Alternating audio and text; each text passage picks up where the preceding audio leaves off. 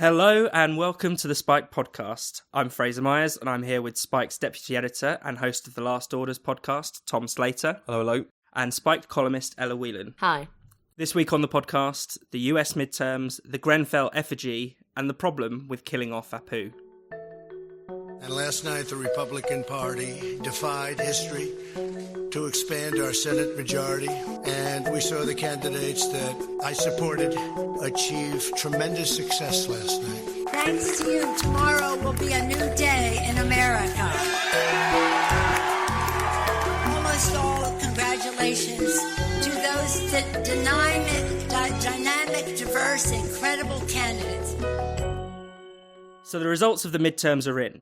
The Democrats regain the House while the Republicans strengthen their grip on the Senate. Despite no obvious blue wave or Trump bump, both sides are claiming victory. Tom, who's right to say they won this? Neither is probably the cleanest way to talk about it. As you say, both sides have already declared victory on the basis of the fact that the Democrats have projected to take about 28 seats at least in the House. The Republicans have strengthened their majority in the Senate. It's expected to go up from 51 to 54. But at the same time, in terms of the Democrat surge at least, this is nothing particularly significant, at least historically speaking. I mean, it was a fair bit smaller than when they last flipped the House in 2006. It was about half the size of the swing to Republicans in 2010, 2 years into Obama's presidency. So it was a blow to Trump, definitely, not least because he really did make it all about him, certainly in the closing weeks, but it wasn't the kind of shellacking that Obama referred to in 2010.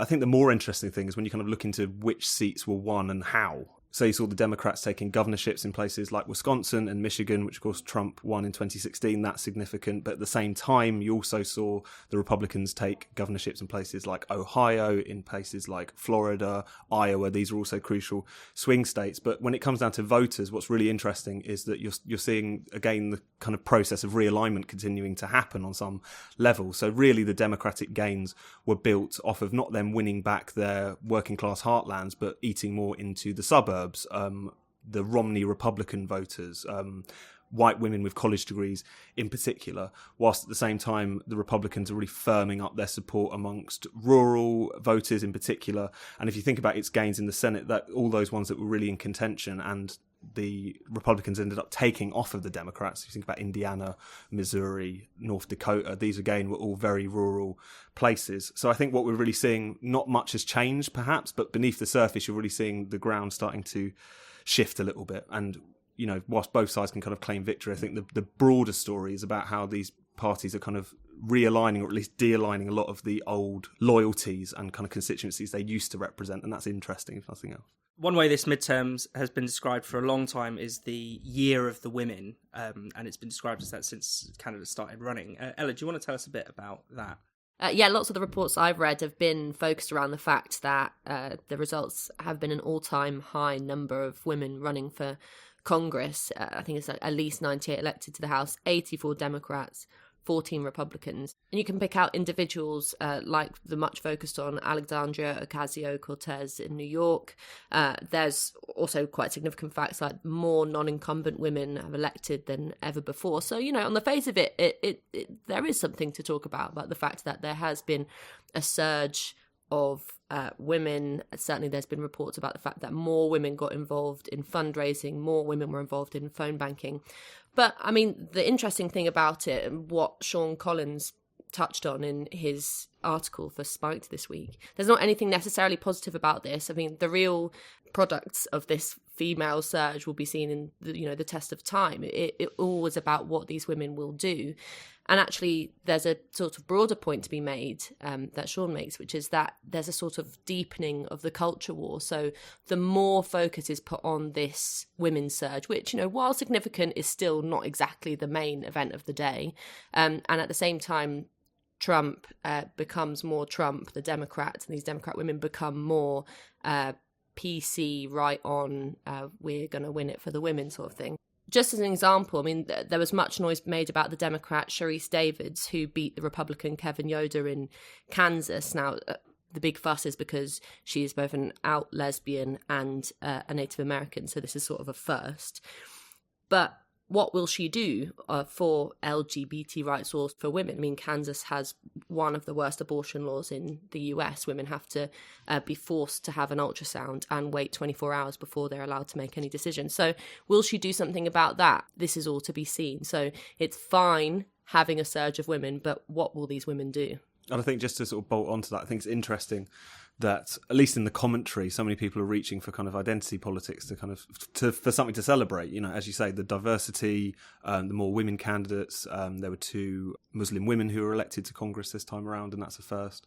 And that's all very well and good. But what's interesting, I think the focus on it in the commentary just speaks to a problem that I think the Democrats have had for quite a long time, which is the more that they have this identity crisis, and the more they don't really know what it is they're supposed to stick up for. Are they supposed to go back after the people in rural Ohio who have abandoned them, or are they supposed to embrace this new metropolitan coalition? The more that identity crisis deepens, the more they kind of reach to identity politics as a weird kind of gloss, as a way that they can kind of say that they're making wonderful progress just via the candidates that they're putting forward.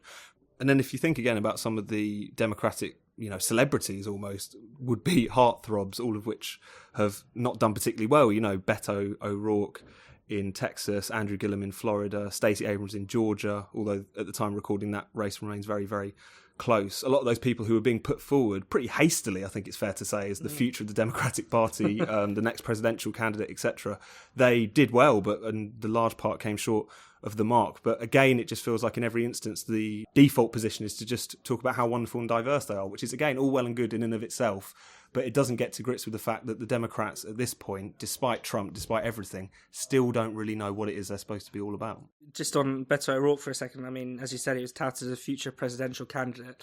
A lot of the excitement did seem to come from outside of Texas, outside of where the race was actually happening. And in fact, Beto O'Rourke was the #1 Google search in the UK at one point this week, which just goes to show that actually, you can generate all this excitement from complete outsiders that doesn't really translate into any kind of electoral gain.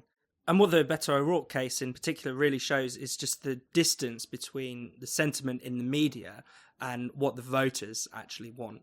Going back to the kind of culture wars question and identity politics, there's a case to be made that it didn't really work for either side this time.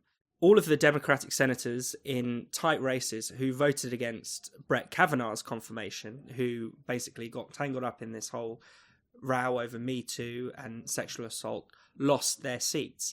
And the only one who stuck up for Kavanaugh actually kept his seat. But at the same time, there's also a case to be made that many of the most Trump-esque candidates, who are the strongest at fear-mongering around immigration, around the caravan, also fared fairly badly. So perhaps the culture wars isn't quite cutting it in American elections today. No, I think that's probably a correct assessment. I mean, it's the same how we often say here in the UK that the political establishment is completely out of step with what the public wants. You only have to look at Brexit to see that. And I think a similar thing is happening in the US. I mean, the positive strain that was within the Trump vote was this vote for change, was a vote against the establishment for something big and better in politics. And obviously, Trump has failed to do that because he hasn't made any great material change. And really, as you see with him turning the midterms into sort of a referendum on himself, it's all about him. It's all about his kind of, he's really digging his heels into this, to be this Trumpian figure, incredibly anti-immigrant, incredibly anti the media, just seen what he's done with the CNN reporter. But at the same time, as Tom said, the Democrats are, rather than putting forward any positive political challenges to Trump, they're sort of just touting themselves as the non-Trump party, the non-Trump candidates, the resistance, all of that. And then you have to see that American voters are sort of left in a stalemate saying, well, no one's really giving me anything new. And so, so who do we vote for? It's a matter of kind of playing around with identity politics rather than politics with a big P. So it is sort of depressing, I think. Yeah, no, I think just spot onto that. I think it would be a little bit short of the mark to say that the culture wars didn't play any role in this election. I mean, they play a role in every American election. But what's interesting is how much they're kind of changing. Previously it would be very much about, or at least the main things we would be talking about would be abortion, guns, etc. What we're seeing is a kind of shifting in the culture wars. It's kind of changing shape. The issues are slightly different. So at the beginning of the campaign, at a rally in Montana, Trump said this is going to be the election that's about Kavanaugh, the caravan, law and order, and common sense. And although at times he definitely drove that into very dark, xenophobic areas, I think there is, as you say, Fraser, in terms of those Democratic senators who lost And it seems like their vote against Kavanaugh was definitely a factor in that. That's definitely taking place. Similarly, Claire McCaskill, the moderate Democrat in Missouri who lost her seat, also felt the need to kind of ape Trump on migration towards the end of the campaign. She was putting out ads talking about, I'm not one of those crazy Democrats, and kind of, mirroring some of his lines about the border. So it feels like the new issues are things around a kind of Me Too-ish issue. Has that gone too far? That seems to be quite high in people's minds. But also I think what's strange is that Trump is almost becoming his own kind of culture war,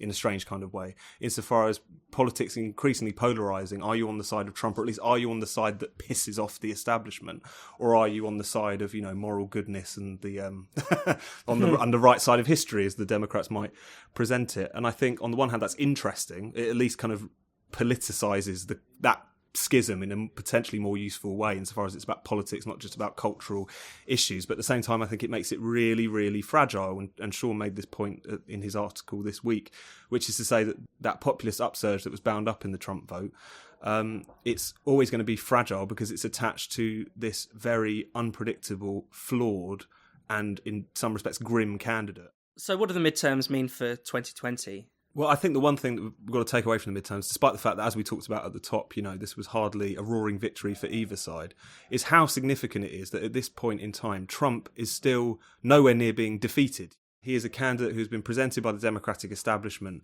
as the most morally repugnant politician in US political history. There's been incredible mobilisation just, in effect off the back of revulsion at Trump. And yet, as we talked about at the beginning, the Republicans didn't do so badly in this race. And this was a race that was explicitly all about him, and both sides were definitely playing that card. So whilst at the same time we've talked a lot about how Trump has in some respects degraded the opportunity for a kind of populist upsurge in America because it is all based around him, I don't think anyone can really be complacent about the fact that for all his flaws and prejudices even, he still remains pretty popular. And I think that speaks more than anything to the corrosion of the political establishment, its cluelessness at this point, and its willingness to just fire off the handle, not just at Trump, but at the people who vote for him. And I think the longer that goes on, the longer this incredibly flawed individual will limp on in American politics. Who knows, maybe even past 2020.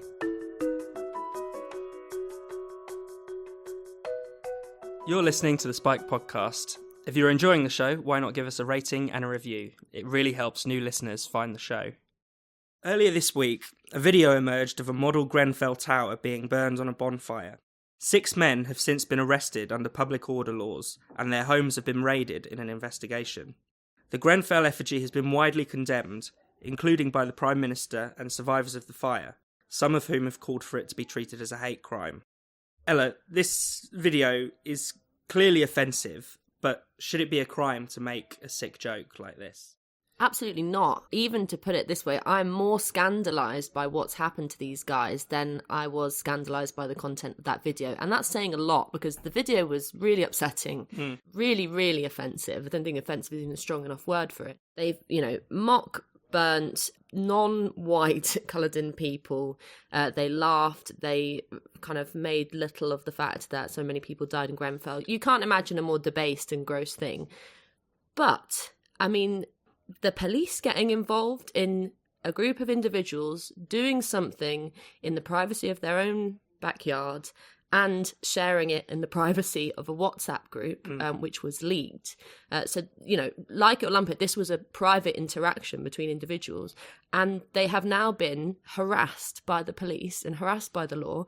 And I think that is really, really terrible. I think you have to separate off the understandable emotional reaction to this and the sort of horror that people have because it's in relation to Grenfell, and that is so recent and so raw, and say it is a scandal that the police are harassing individuals in society and moving towards a situation in which we live in a police state. I've been shocked by what some commentators and politicians have called for, with just essentially the harassing of individuals by the armed wing of the state. I mean, you cannot get more terrifying than police, putting you in jail for something you did in your back garden. I completely agree with everything Ella said there. I think the thing that's most striking about this is that we get this response to whenever you basically get a handful of racist scumbags doing something entirely objectionable, is the fact that we seem to have lost the ability to condemn that kind of behaviour, that kind of language, without also saying, they should definitely be arrested. And also, everyone's probably a bit like this on the quiet. That was the other kind of response that you saw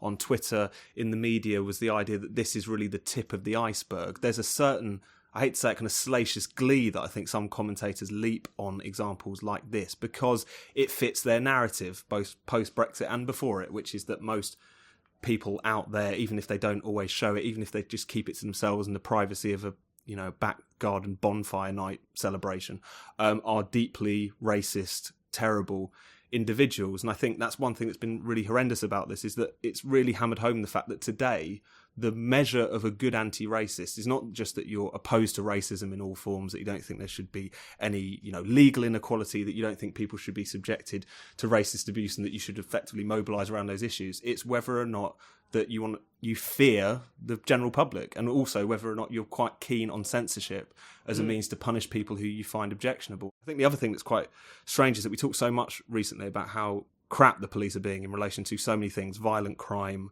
And it was really striking, I think, that pretty much the day after the effigy story broke, there was a 16-year-old boy also in South London, which is where I understand this effigy was burnt, who became the 5th person in 6 days to die of a stabbing in London. And yet, when it comes to a handful of kind of racist scumbags doing something objectionable in their back garden, the police are on it instantly. So I think it's one of those things where people look on this and not only have those free speech concerns, but also, wonder what's going on here, really. Just on the police, I mean, it's incredibly disappointing. Literally, on Monday, I wrote about, in Spiked, the police chiefs who are coming out saying that they're dealing with far too many hate incidents, quote unquote, that they're fed up with policing people's Twitter, they're fed up with dealing with, minor sort of racist insults and things like that, where they basically have to go out on call. Around 90,000 of these non-crime hate incidents happen every year. And then the next day, something like this happens and the police decide they have to investigate, and they're all over it. It was potentially quite good news that the police were thinking of basically ignoring speech and, not going after expression. But then the next day, as soon as something outrageous happens, it's a complete turnaround, a complete volte-face. It's really interesting, the shifting relationship to the police. I mean, a few years ago, the sort of slogan of many on the left was ACAB, all cops are bastards. And while that was infantile, I think I probably preferred it to what's coming up now, which is this repositioning of the police as your big brother, your best friend, who are going to protect you from things like this. And more importantly, is like a parent is going to intervene when things get out of hand and solve issues for you. I mean, you would not find me weeping if these guys one evening came out of a pub and found themselves accosted by a few people and learnt their lesson that way, or if they got some unpleasant letters through the mail from their neighbours.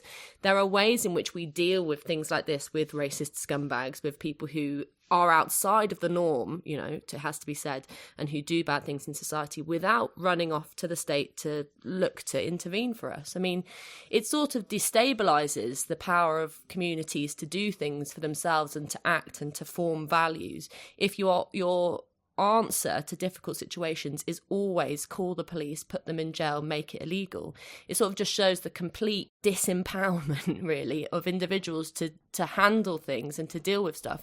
I mean, the idea that you would ever call the police unless your life was in danger, or unless someone had been stabbed, or you'd been robbed, no money left or something.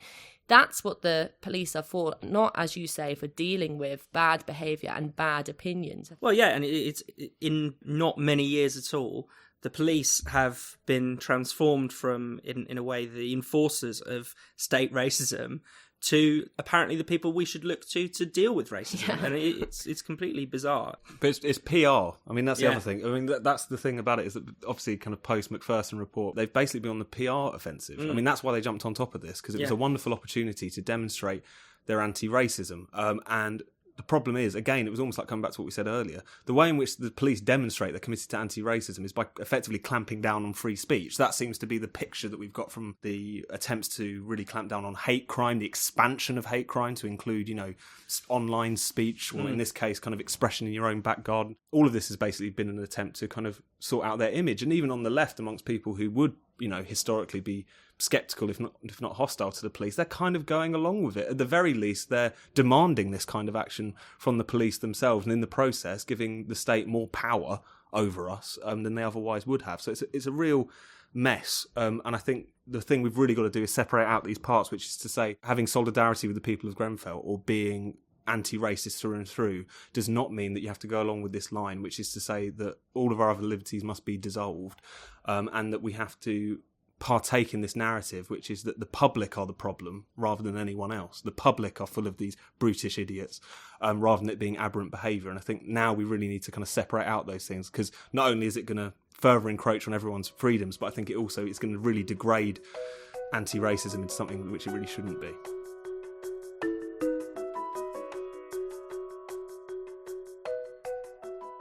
You're listening to the Spiked podcast. Spiked has no paywalls and no subscriptions. It's contributions from listeners and readers like you that keeps us fighting for freedom and democracy. If you'd like to support Spiked, just go to spiked-online.com and hit the donate button. Producers of The Simpsons have reportedly decided to drop the long-running character Apu from the show. The controversy over Apu was ignited by the comedian Hari Kondabolu with his film The Problem with Apu, which claims, among other things, that having a white voice actor, Hank Azaria, voice a stereotypical Indian is a modern form of blackface. But is there really a problem with Apu, or is the bigger problem with killing him off?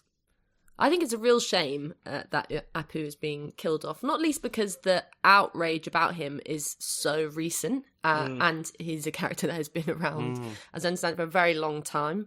So you have to sort of be sceptical about this recent damning of Apu as sort of the cartoon equivalent of blackface, because, you know, he wasn't a problem for generations before us. But more importantly, I think we've lost sight of the fact that The Simpsons is a cartoon. And if you look at the character list of The Simpsons, stereotypes abound. And I don't mean in a bad way. I mean in a way that cartoon and sometimes political cartoon, because, you know, especially in the early series, some of The Simpsons episodes were quite, you know, erudite in terms of political commentary. But more importantly, they were funny. And like, take Willie, the heavy drinking, ultra macho, stereotype Scottish guy. I mean, if you were Scottish, I can imagine you might take offence to that. How about Bumblebee Man, who Lou Perez wrote about for Spiked this week, which is, as he claims, another stereotype. I mean, you could get offended by anything, really. And I think that is not a decent excuse to kill off a character like Apu. I mean, The Simpsons can do what they like, but I think it's a shame that they seem to have bowed to the pressure of this very recent sort of outrage mob. I mean, I actually watched the film The Problem with Apu. Apu is basically held up as responsible for the difficulties Hari Kondabolu's parents faced. It's held up as responsible for him being bullied at school. It gives a very one-sided take, obviously, because there have been a lot of Indian Americans, especially working class ones, who work in convenience stores, who say, no, Apu is a hero to us.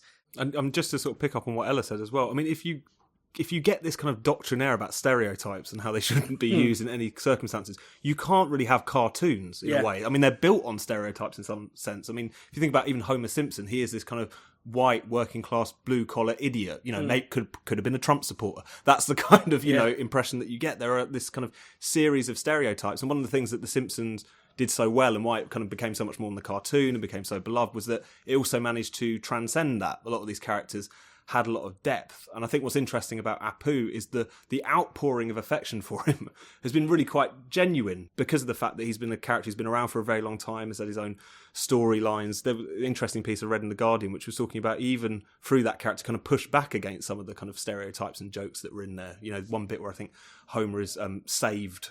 He stops going to church and then he falls asleep and his house sets on fire and he's saved by a kind of volunteer fire crew of various different religions, and the priest goes around and goes, you've been saved by everyone from Jew to a Christian to, points to Apu and says miscellaneous. And he hits back, Hindu, there are 700 million of us. You know, it's the thing that he's not a one-sided character. He's not there just to kind of, you know, be there with his hilarious accent. He was a character with real depth. But in the world of cartoons, you do deal in broad brushstrokes, you do deal in stereotypes, and it's a particularly joyless, blinkered kind of person who can see that and only see like Al Jolson. I mean, that's just fundamentally not what's going on. And I think it again just speaks to how, you know, joyless society becomes when you become this black and white about culture in this respect. And what's funny is that Hari Kondabolu has now rode back a bit now that it's, you know, emerged that Apu is going to be killed off. He said, "Oh no, you know, why are they killing him off? They could have done something else." But you know, when you make these kinds of pronouncements, when you say that this character is so racist and so objectionable and you expect to be listened to, what else do people expect is going to happen? Well, it seems like his argument is the fact that, as bad as it was, at least it was some representation or something like that. But again, you get, if you go around effectively pretty unfairly, to put it lightly, comparing The Simpsons to some sort of racist program, from accusing the voice actor Hank Azaria of effectively doing blackface, you can't be surprised when they turn around and take these things off. And I think it actually gets to the thing, the more touchy you get about representation and sort of diversity in culture, the more difficult it actually is for a lot of people to do it. It makes it more of a minefield. It makes it more, more of a touchy enterprise than it need be. And I think in the case of Apu, as you've seen the kind of outpouring of sympathy for him, a lot of it from Indian Americans themselves, I think it just bears that out in this case. And where does it end? I mean, that's the other question. You can take any, not just cartoons, you can take what the kind of fury over cultural appropriation in literature, representation in films. I mean, where does it end? If you want to look for racial stereotypes, you can find them. I mean, Harry Potter, beloved by children worldwide, has a character called Seamus Finnegan, who, you know where I'm going with this, who continuously blows himself and others up. Is that a bit of an Irish stereotype? And is a kind of thick Mick. Now, you could get really upset about that if you wanted to. I think you are really upset about that. Maybe, but my point is, if you want to look for stuff like this, you will find it. And I think it's really significant that for decades, no one had a problem with Apu. And that wasn't because people were blind to racism, because it was in, previous years when racism might have been more pronounced than it was today. It's just very funny that when you live in a more free society than ever, suddenly you find racism and prejudice everywhere.